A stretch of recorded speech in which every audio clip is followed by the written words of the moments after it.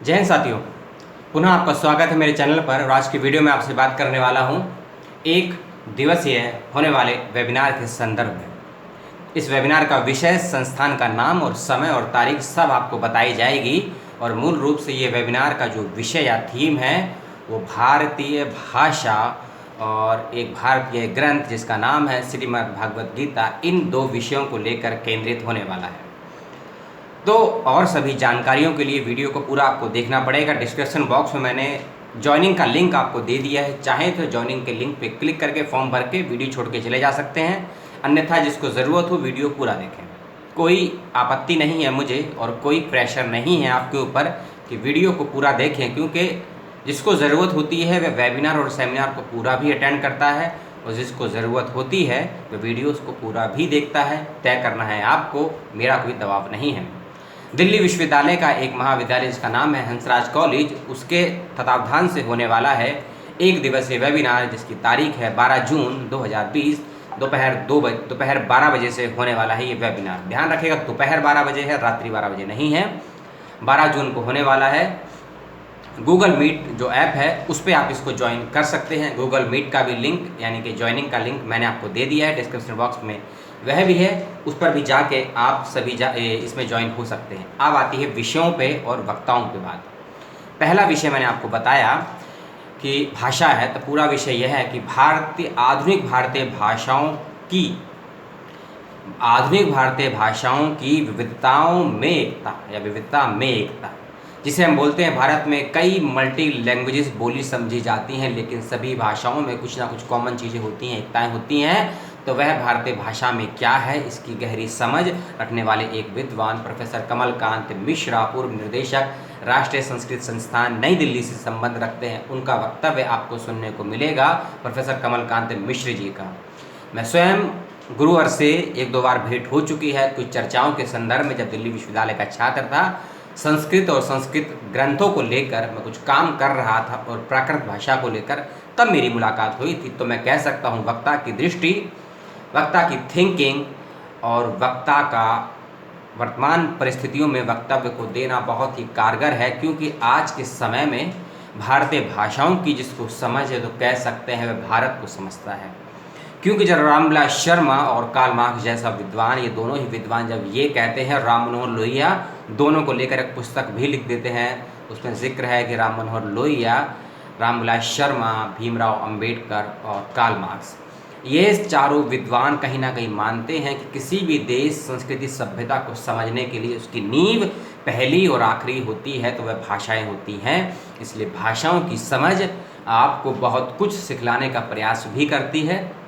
और ये भाषाएं ही हैं कि यदि किसी मुल्क की, किसी राज्य की, किसी क्षेत्र की, किसी मोहल्ले की यदि भाषा सुरक्षित है तो आप कह सकते हैं कि वह देश पुनः जीवित हो सकता है। यदि भाषाएं सुरक्षित नहीं रख सकते हैं तो समझ लीजिए आप अपना इतिहास ना लिख सकते हैं, ना ही किसी को अपना इतिहास बदला सकते हैं। तो ये है पहला विषय कि आधुनिक भारतीय भाषाओं की विविधता में एकता, इस विषय पर होने वाला है व्याख्यान। प्रोफेसर कमलकांत मिश्र जी का, पूर्व निर्देशक हैं राष्ट्रीय संस्कृत संस्थान नई दिल्ली से इनका संबंध है। दूसरा विषय और दूसरे वक्ता हैं दिल्ली विश्वविद्यालय के जो मेन कैंपस है उसमें संस्कृत विभाग है, उसके एसोसिएट प्रोफेसर हैं डॉक्टर दयाशंकर तिवारी जी। जब मैं मास्टर्स का छात्र था, मैं सर से अध्ययन ले चुका हूँ।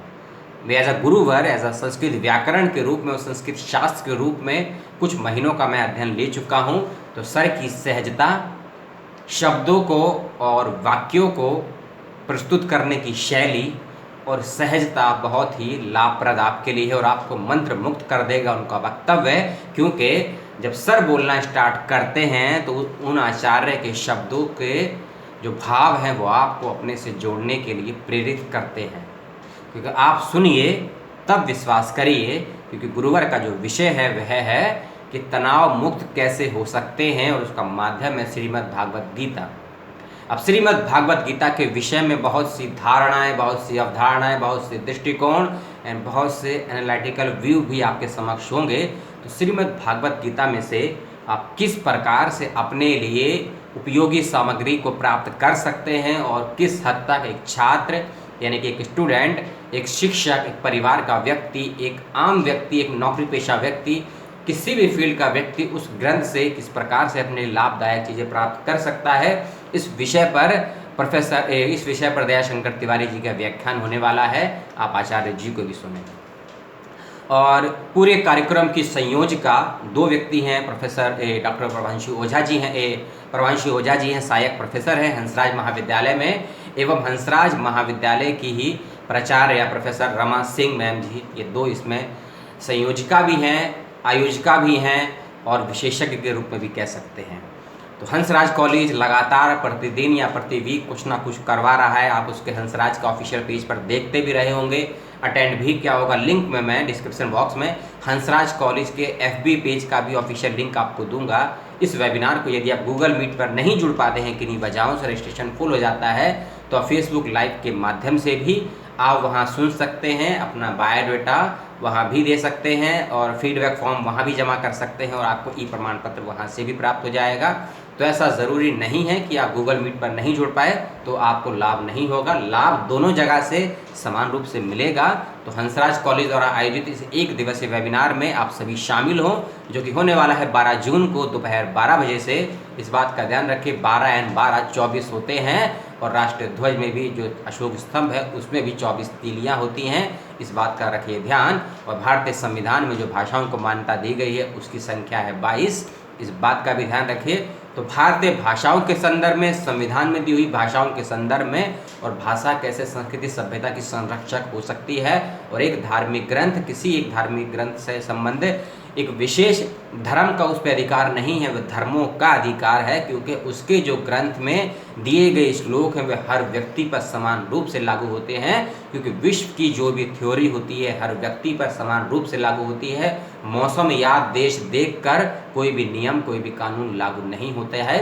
इसलिए श्रीमद् भागवत गीता की जो प्रायोगिक थ्योरियाँ हैं, प्रायोगिक प्रैक्टिकल्स हैं, वे सभी व्यक्ति पर समान रूप से लागू होते हैं, यदि उसको अपनाने की प्रक्रिया आप सही तरीके से लागू करें और ग्रहण करें। तो इस 1 दिवसीय होने वाले वेबिनार में आप लोग सभी शामिल। कोई समस्या आती है तो मुझे संपर्क करें, कोई समस्या आती है डिस्क्रिप्शन बॉक्स में कुछ फ़ोन नंबर दिया है मैंने, आप वहाँ भी संपर्क कर सकते हैं। अपने दोस्तों को ये वीडियो शेयर करें, जिसको ज़रूरत है उसको शेयर करें। मेरे वीडियो को जहाँ देख रहे हैं वहाँ लाइक और कमेंट करें, आपके कमेंट मुझे प्रतिक्रिया के रूप में प्राप्त होते हैं और आपके कमेंटों के आधार पर ही मेरे नए नए वीडियोस बनते हैं, क्योंकि कमेंट बॉक्स में और ईमेल पे खासकर बहुत से ऐसे सूचनाएं मुझे प्राप्त हो रही हैं पिछले 1.5 से 2 महीनों में, क्योंकि मैं एक छोटे से कमरे में और छोटे से विश्वविद्यालय का छात्र हूं। मुझे सूचनाएं ज़्यादा नहीं मिलती है, पत्र पत्रिकाएं विश्वविद्यालय में आ नहीं रही हैं, टीवी चैनल है नहीं, तो सूचनाएं मिलेंगी कहाँ से। तो उसी ईमेल पे बहुत से लोग सूचनाएं शेयर करते हैं, जिस पर मैं वीडियो बनाता हूँ। उन सभी का शुक्रिया जो सूचनाएँ शेयर करते हैं। इस वीडियो को भी करें शेयर, वेबिनार में करें पार्टिसिपेट। कुछ समस्या हो तो करें मुझे सवाल। और जय हिंद, जय भारत, सलाम इंडिया, नमस्कार।